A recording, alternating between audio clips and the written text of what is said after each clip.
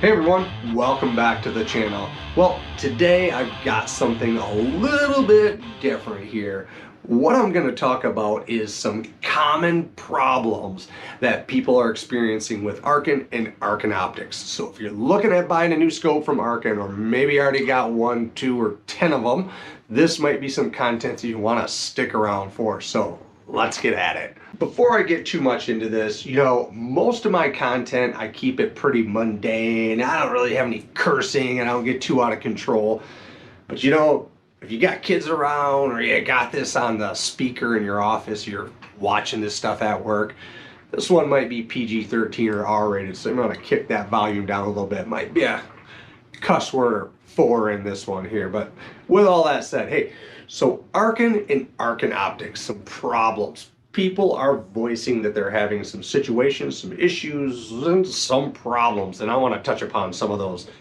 Right off the rip, if you are not a member of the Facebook page that is Arken Optics, this page right here, you need to be. Most of the questions, most of the answers, most of the situations, most any damn thing that you're going to run across that needs to be answered that is related to one of the Arken scopes is going to be discussed, have been discussed, currently being discussed, or is going to be discussed in this Facebook page. The Arken staff are actually in this page, and there's some people who will answer questions for you that you might be waiting different routes to get those questions answered as far as when you're trying to contact the company. It's going to be quicker on this Facebook page is what I'm telling you. So if you're not a member of this page, join that page. So that right there is just a little lead into this for you guys. All right, so problem or situation number 1 we're going to talk about.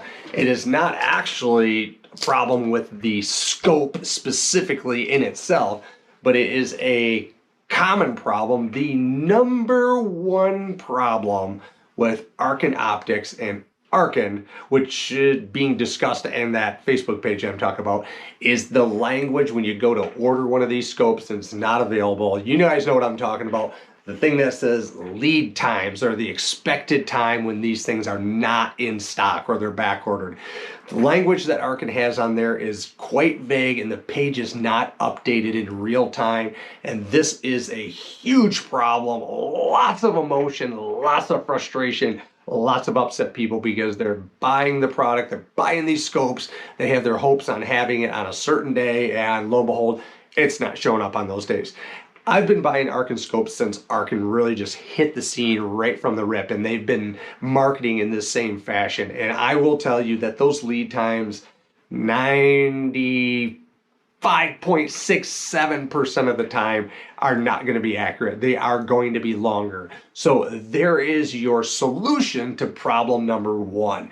Realize that those lead times are really best case guesses or judgments. If it says 4 to 6 weeks, I'm here to tell you, you're probably not going to have that thing in 4 to 6 weeks. You're going to be looking at 8 to 12, maybe more. So if you've got your hopes on getting one of these things right away, or if you got a hunting trip or something like that, a match coming up later in the next season, order that damn thing now and get it, and you don't have to worry about it. So that is a situation that is out of your control, but you control it a little bit. If you know you want to get one of these scopes, the demand is high, just get the order in, and then you got to sit back and wait like the rest of us. So that's number 1. Damn, I don't even think I said this. Maybe I said it, but I don't think I said it. These really aren't in any order of like priority or anything like that. But number 2 I'm going to get at here, and this is a number 2 thing that is also brought up in the Facebook, that social media group, the Arken Optics group, is I can't zero my new Arken Optics scope. I'm running out of elevation. I can't turn the knob anymore.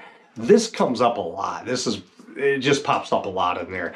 First thing you need to do is check your Arken zero stop. That's your 2mm screw is not sank in there. I've got some content out there that shows you how to work the zero stop, how to zero a rifle, and all that good stuff. So I'm not going to get really deep into that, but that is a huge common problem for people who are new to these kind of precision optics, so really just maybe new to working with the zero stop or Arkens. Check your 2mm, your Arken zero stop screw on the top of your elevation turret and make sure that thing's not bottomed out. So another one that pops up from time to time is people bitching about the side focus on the Arken Optics. Now, All of the scopes except for the old EP4 have numbers on your side focus or on your parallax.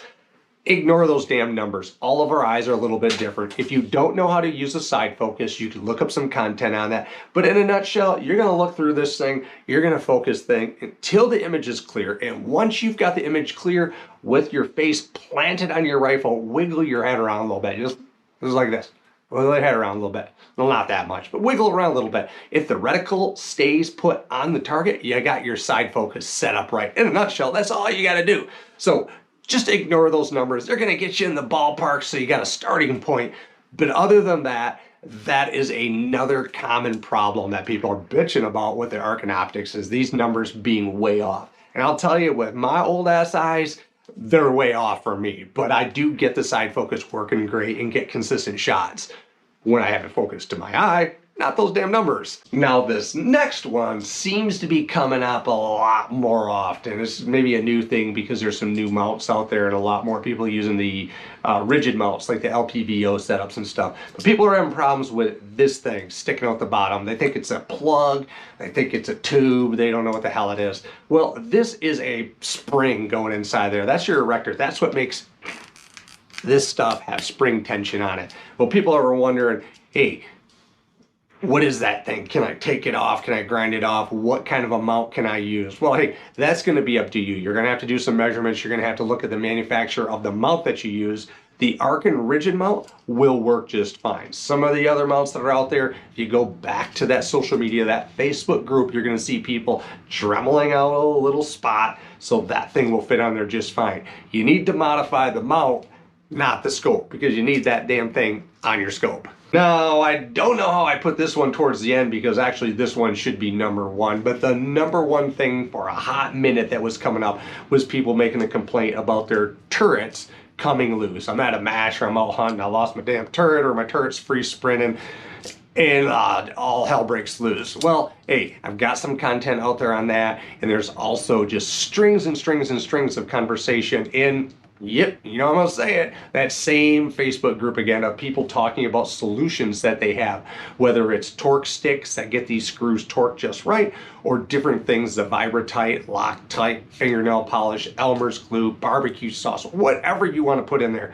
something that's going to keep these things stuck in place a little bit so they don't back out. That, and just kind of every now and then randomly, hey, put that 2mm in there and check it before you put the rifle back away in the case. So that is a real common one right there. Should have talked about that one first. So I guess really in a nutshell, that's about it when it comes to the common things that keep popping up in this heavily trafficked social media group on Facebook. Those couple things that I talked about. And if you really, get down to the grassroots of it, the biggest beef has to do with some of the language on the webpage and people just really wanting these things and not being able to get their hands on them. Because, honestly, the problems with the actual optics and scopes themselves are few and far between. The couple situations that people run across are really easily remedied things. There is the occasional warranty thing. Somebody gets a spiffed one of these things or whatnot. Somebody gets a bug up their ass because it's made in China. Well, hey, you know it's made in China going into it. If that's a beef of yours, don't buy the thing. Scroll on to the next company or whatnot. Because all in all, these things are sound, they're sturdy. The issues are really few and far between, and they're easily fixed as far as adjustment, setup, and all that good stuff. So, hey, I hope this stuff helps you out with a little bit of this. If you own one of these or you're looking at getting one, I'm really going to highly encourage everybody to head on over to Facebook. If you're on that, if you're not into that, well, you're shit out of luck. But if you're on Facebook, check out the Arken Optics group. You're gonna find all your questions answered here. You're gonna see a lot of users with these things, all kinds of good people chiming in, as well as, yes, the employees from Arken are in the group. So, all right, I'm gonna quit rambling along here. I hope you guys found this a little bit useful. I hope you find it encouraging if you're looking to buy an Arken Optic, or if you already got one, whatever. So, hey, thanks for checking in, and I'm gonna say it, keep on shooting.